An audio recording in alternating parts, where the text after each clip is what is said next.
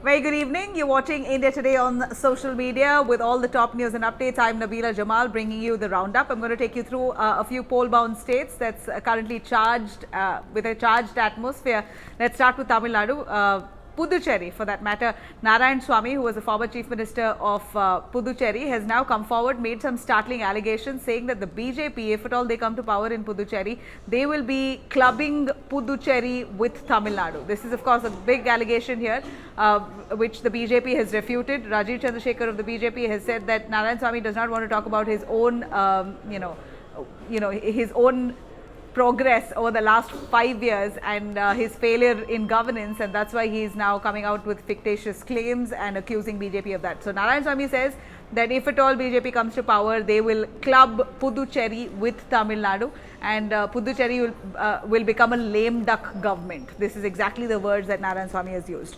This is what he says, while he says that now, of course, Narayan Swamy is not going to be contesting polls this time, but he says that the Congress is going to be selecting the Chief Minister for Puducherry after election. Now, while that happens, we are looking at, on the other hand, Kamal Haasan, M&M chief, has now come out with his manifesto.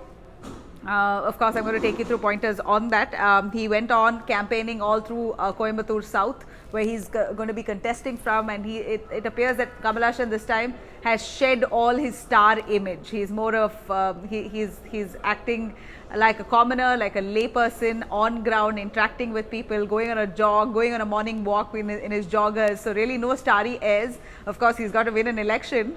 He's trying all his best to come out with, to really connect with the people on ground, and very humbly. And that was what was visible extensively while through his campaign trail. Now, I'm going to take you through Assam, the poll-bound state, where Congress and the BJP are at loggerheads there in Assam, which is going to polls. Here we're looking at blooper after blooper by the Congress party, and the recent one being, which BJP leader and Health Minister Hemanta Biswa Sarma has pulled up, where it shows the Congress and all their handles had put out a picture of a tea farm or a tea estate, which is that from Sri Lanka and really not from Assam. So this is exactly what, again, BJP leader Hemanta Biswa Sarma has picked up and tore into the Congress, saying that the Congress is visiting Sri Lanka instead of Assam. They don't know really what they're talking about. And to justify his claim here, Hemanta Biswa Sarma shared a screenshot from a board stock, which showed a similar image to the one used by the Congress titled, in fact, the Congress had put out this image titled Tea Plantations and Factory in Sri Lanka. So Hemanta Biswa was referring to a tweet by the official Congress handle announcing the date, two-day visit of the Congress, ex-Congress President Rahul Gandhi. And here is Hemanta Biswa Sarma asking where exactly is Rahul Gandhi going to. Through that picture, it looks like you want to visit Sri Lanka and not Assam, because that's a picture of Lanka. Here, of course, Congress has pulled out that image from all its social media platforms, and they are quiet about it. So it clearly is a mockery of sorts for the Congress, because they're coming out with blooper after blooper, and it seems like the BJP is quite good and quick to pick it up. Here, Rahul Gandhi is now going to be extensively campaigning in Assam. Even Priyanka Gandhi, for that matter, was in Assam. She was picking out leaves from the tea estate. She was mingling with people. So basically, the campaign that the Congress has carried out in Assam is Assam Bachao, where they want to speak about where the Congress's narrative is to save the tea estates, is to revive, development in Assam and whatnot. So that's what's happening in Assam. While you have in West Bengal, Rahul Gandhi, who is ideally campaigning in Assam, he should also be campaigning in West Bengal. Here it appears that he has refrained from campaigning in West Bengal because the Congress is in alliance with the left parties there, the CPIM, and in Kerala, where the Congress is leading the UDF.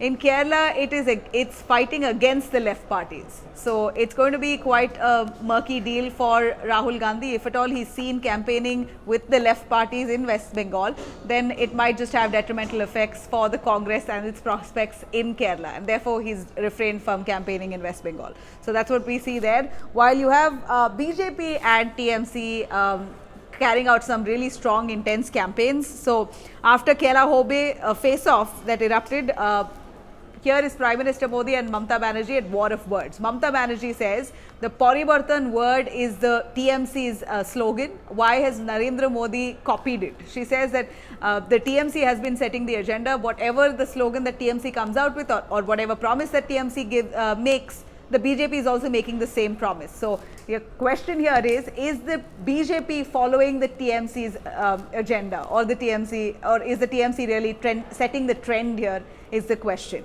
Here we're looking at Mamata Banerjee accusing Prime Minister Modi and the BJP of being a party of Ravans, saying that ever since they came into West Bengal, they've killed several people in West Bengal. So these are some serious allegations, saying that the BJP murders people in West Bengal, is what Mamata Banerjee has said. And she's also said that Prime Minister Modi is scared that she will make a place in the centre, and that she will come up with an alternative government for the country in the centre, and therefore Prime Minister Modi is scared of her and is scared of the TMC coming to power.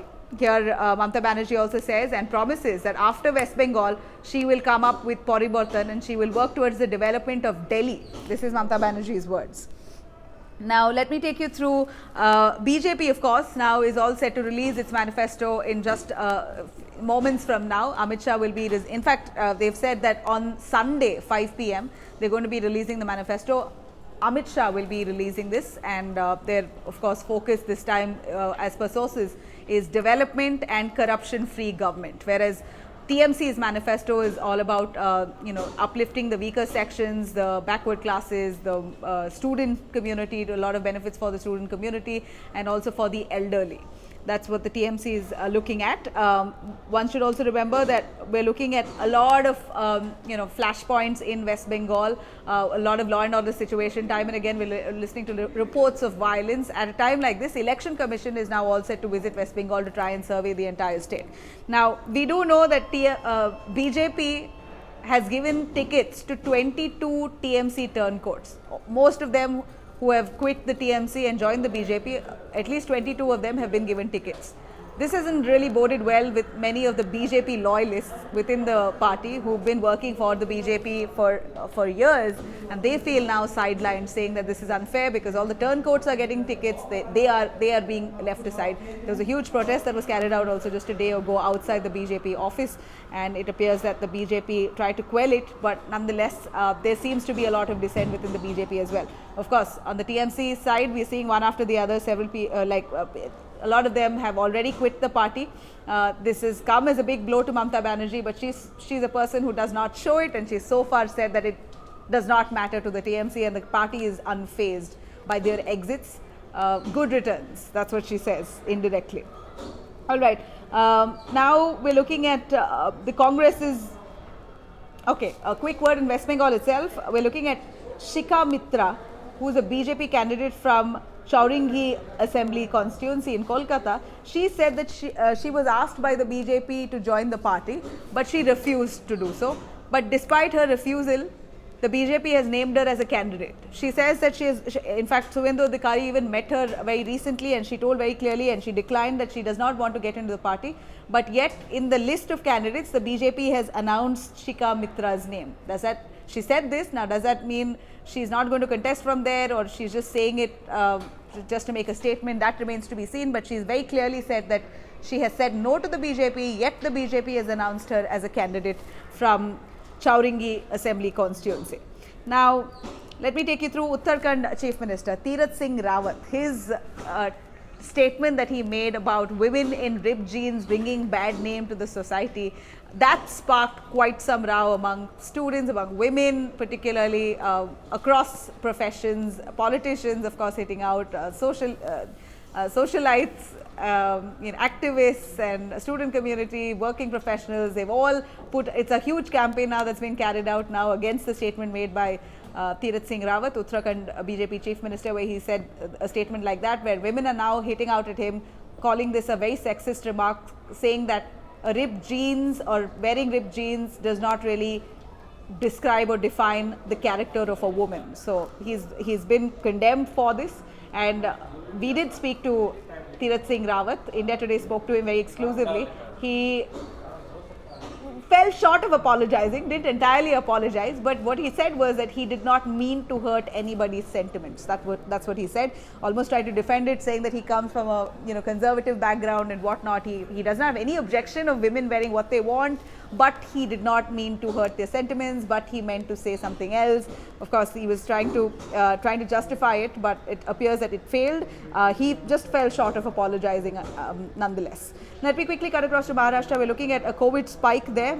Some serious concerns there in Maharashtra. Highest number of COVID cases. The caseload now at 25,833 overall. Highest ever coronavirus cases reported on Thursday. On Thursday alone, it's reported over 25,000 cases, and it's also reported 58 deaths, taking the death toll now in Maharashtra to 53,138 in totality.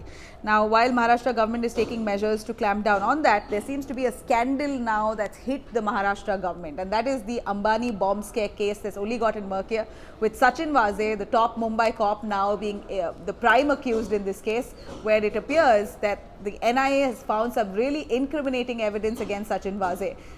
Here, the anti-terror squad, ATS, has now jumped in to probe this case, and they found some crucial evidence on CCTV cameras showing Sachin Waze meeting Hiren Mansukh. Hiren Mansukh was a man who very recently died, allegedly owing to suicide. In fact, the Mumbai cops quickly declared that this was suicide.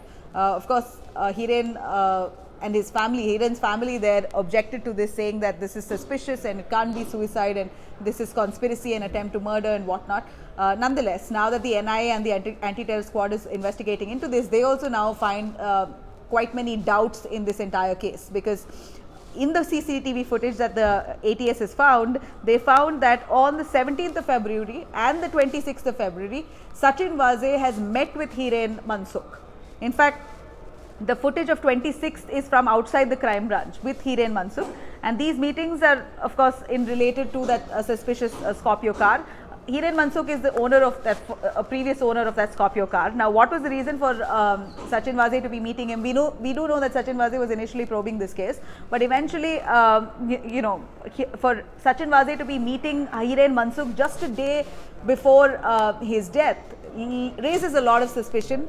We're looking at the NIA also now finding several other evidence, including another two other cars that they've now seized, and these two cars, high-end cars, which is Toyota Prado and another car that they've seized, shows very clearly that Sachin Waze could be involved, considering that these cars, there are 5 cars that is linked to Ambani's bomb scare case, and among these 5 cars, a high-end Toyota Prado that the NIA says was driven by Waze. So this is an additional car. Remember, there's a black Mercedes involved here, there's a Scorpio involved here, there's a Toyota Prado that's involved here. And this Toyota Prado, which is linked to Ambani's case, was allegedly driven by Sachin Waze. So Sachin Waze seems to be really caught neck deep in this case, and it appears that the Maharashtra government is deeply disturbed, and they're trying to find exactly a solution to how to get off this case, considering Sachin Waze was part of the Shiv Sena. He is known to have great proximity with Uddhav Thackeray and the Shiv Sena. And if at all proof comes out that he could be really the man behind this entire case, then it will bring a lot of shame for the Shiv Sena government in Maharashtra. So Anil Deshmukh, he met with Sharad Pawar in Delhi itself, and right after the meeting he came out to address the media, saying that anything that they found against Sachin Waze, or if the NIA basically, if they implicate him, and any findings of the NIA, the Maharashtra government will honor it and the guilty will be punished. Now, Sachin Waze also is a very rich man, to tell you the least. He has quite some amount of assets and wealth, and in fact, he owns this particular company called DigiNext Multimedia. He's a director. It was incorporated on the 27th of September 2011, and it manufactures TV, radio transmitters, and his share capital was about 5 lakh rupees. He also owns, which is now shut, another company which is involved in construction. That's shut now, and that time the capital investment was about 5 lakhs. He also, another business that he started in 2010, which is again shut, that share capital is now 2 lakh rupees is what we find. It was a tech solution company. So Sachin Waze is quite a strong man. He has enough backing, he has enough money, it appears. He is said to be an extortionist. Now, it remains to be seen how the NIA will implicate him, with what kind of evidence, and it seems like this man can't escape the law further. Now, while I come to a wrap here, some really sad news for Brazil. It seems like, one after the other, they've been flooded with cases of coronavirus. That's on the rise, a steady rise, with 90,000 fresh cases reported in just a day. So their healthcare system is overwhelmed currently. We're looking at several of their hospitals that are running full, no ICU beds anymore. So it's almost like deja vu, considering that initially over the last 1 year they've had similar experience and they finally leveled out. They got the curve, tried to flatten the curve at one point, but now it seems like it's again on the rise. Of course, all hands on deck. The Brazil government saying they're trying to ensure that the cases are brought down at the earliest. Fresh curbs have also been issued. In the meanwhile, we're looking at Chris Gayle, cricketer, who's thanking Prime Minister Narendra Modi in a video that's gone viral for India donating about 50,000 doses of coronavirus vaccine to the Caribbean nation. Let me tell you, India has been a savior to the world at this moment, considering that at least 37 odd nations India has given out vaccinations. A bunch of them they've been given for free. Many of the poor nations have been given for free. Several other nations have been had a commercial deal with India, and many others at a subsidized rate. So India is really receiving a lot of praises for carrying out this vaccination drive and helping countries across. Now, as I wrap here, some news from Hollywood. We're looking at Angelina Jolie and Brad Pitt again at loggerheads with fresh documents that Angelina Jolie has submitted to court, showing that she has proof that he abused her, domestic abuse, and he was violent with her. She said that even her children are willing to speak if need be. So it seems like Brad Pitt is really under some stress now, with Angelina Jolie coming out with some fresh allegations and saying that she has enough proof to show that he did violate her, he did abuse her domestically time and again. All right, that's it for me. Thank you very much for watching.